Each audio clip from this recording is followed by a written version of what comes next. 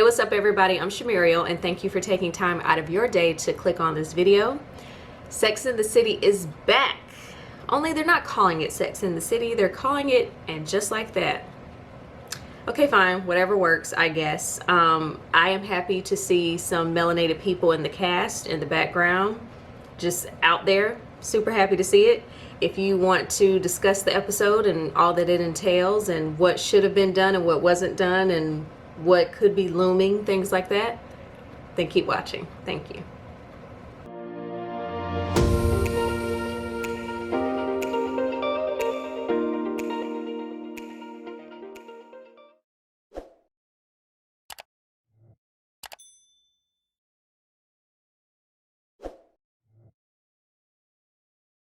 I, for one, am excited that the show is back. I loved it so much when it was, not necessarily when it was on air, but at some point I fell in love with it. I own all the DVDs. Yes, DVDs. That's how much love I have for the show. I'm glad to see almost all of the characters back and to see some black people, I'm not gonna lie, and people of color, because you know that they were seriously lacking those people in the 90s. So welcome to the 21st century, Sex and the City, or shall I say, And Just Like That. Anyway, the show starts off post-pandemic, although I don't even really know if we're post-pandemic, but whatever, they acknowledge the whole 6 feet and germs and stuff like that, so okay. They run into Bitsy Von Muffling, who was a character on the original Sex and the City. When they run into Bitsy, Bitsy asks about Samantha, and we learn that Samantha has moved to London. Although, I think if you're a fan, you already knew that Kim Cattrall, the lady who plays Samantha, wasn't going to be a part of the show because I think her and Sarah Jessica Parker, aka Carrie, don't get along in real life. Whether or not that was the issue, I don't know, but all of that to say, I knew Samantha wasn't going to be a part of the show, and that's how they write her off, is by saying that she moved to London, so okay. They played it well in terms of on the show that like they were actually friends. All right, so the ladies are lunching. Brady, Miranda's son, is sexually active. Gross. Miranda says that she stepped on a condom in his room. First of all, why is he having sex in your home? Neither here nor there, but I thought that was a weird thing to say. But she says it. What else? I'm trying to figure out how far into the future we are. I'm thinking 17 to 18 years in the future, because Charlotte says that she's 55. And I remember in season 6, Carrie was 38, because that's my current age. And I remember when the Russian made that joke about how old Carrie was when it came time to have kids. And she was like, I feel like I just got shot with a 38. So I'm trying to do the math. They're talking again about their age, and Charlotte is getting on Miranda for dyeing her hair gray, and Miranda saying, you know, you're frozen in time, or, you know, you're trying to stay young looking, whatever. Okay, so now enters LTK, aka Lisa. I can't remember what the T and what the W stand for, but she's the new character who is a black woman. Love to see it. She has a kid that goes to school with Charlotte's daughter, Lily. And they're just basically talking, and this is how you're introduced to her. Okay, so Carrie and Miranda end up leaving. They take a walk. Carrie has to go do her podcast. I can't remember where Miranda goes, but they leave Charlotte and LTK to talk. So we learn on the walk with Carrie and Miranda that Charlotte moved to London because she and Carrie had a falling out. Apparently, Carrie didn't need Samantha to be her publicist, and when she let Samantha know that, Samantha was like, okay, fine. And then she moved, and apparently she doesn't talk to Charlotte or Miranda, which I thought was weird. But again, they're just trying to distance themselves from her and that character. I get it. Okay, that's the reason they gave. Fine. So Carrie is saying how she's texted Samantha, and Samantha's not answering her texts. And that's when we learn that she's not communicating with the other women either. Okay. Carrie and Big are still together, which I thought was, fine. It's one of those things where I was one of the people who always wanted her to end up with Aiden. I always thought they were great together. I thought when Carrie and Big were together, Big played too many games, kind of toxic. It just kind of strung her along. And then, you know, the whole, I'm moving to Paris, you can't come, I'm back, but now I'm married, you can be my mistress, I'm sick. you can take care of me, but I'm going to snap at you. Now you're with somebody else in Paris, so now I'm going to come get you to Paris, come and get you in Paris, and then we're going to get married, but then I'm going to stand you up at the wedding. Like, it's a whole, I just wanted her to end up with Aiden. That's all I'm saying. But they're still together. Miranda's back in school. She's doing some kind of human rights degree to add on to her law degree. That's how that whole age thing came up at the table at lunch that I mentioned earlier, because she was talking about being back in school with all these younger kids, being older, you know, and having kids around her that are about the same age as her son. So that happened. While in class, she had a very cringy moment with the class, with the professor of the class, who turned out to be another black woman, this time with braids, and she got into this whole thing about her hair and how it was just this whole thing about her having braids and how whatever, it was cringy. She kept putting her foot in her mouth. She just couldn't seem to get it right, trying to prove so much that she wasn't a part of the problem, that she basically ended up being a part of the problem. It was very uncomfortable to watch. The professor's name is Nia Wallace, by the way. Okay, so Carrie goes on to host her podcast, and it has Callie from Grey's Anatomy as a host, and an Asian guy, did not catch his name. And to me, it kind of reminds me of a podcast version of Carrie's what's the article, whatever they called it back in the day, whatever she wrote about, column. It reminds me, to me, it's like an audio version of her column, but with guests. So it's very sexually free. They talk about all the things sex. And to me, it's just kind of interesting how Carrie was that girl who talked about sex back then, and now that she's older and, you know, they're talking about masturbation and all these other things, she kind of tends to not go Charlotte on them, but kind of, because she's not here for the masturbation talk.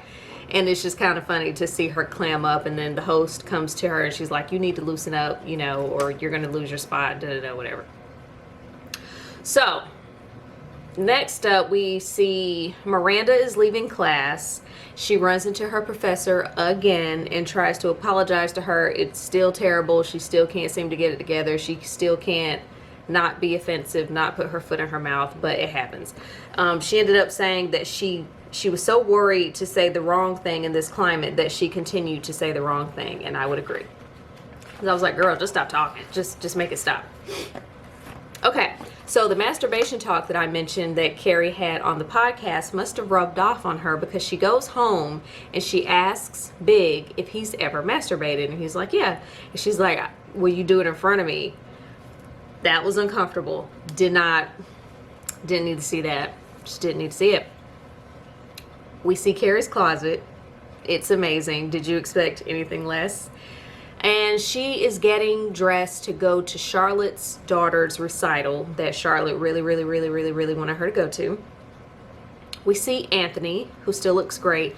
I don't recall him and Stanford ending up together. Is that in one of the movies? I can't sit here and say to you I think I saw the first movie twice and the second movie once. So I can't sit here and say, yeah. I don't recall when Stanford and Anthony got together, but Stanford looks good. Anthony looks good.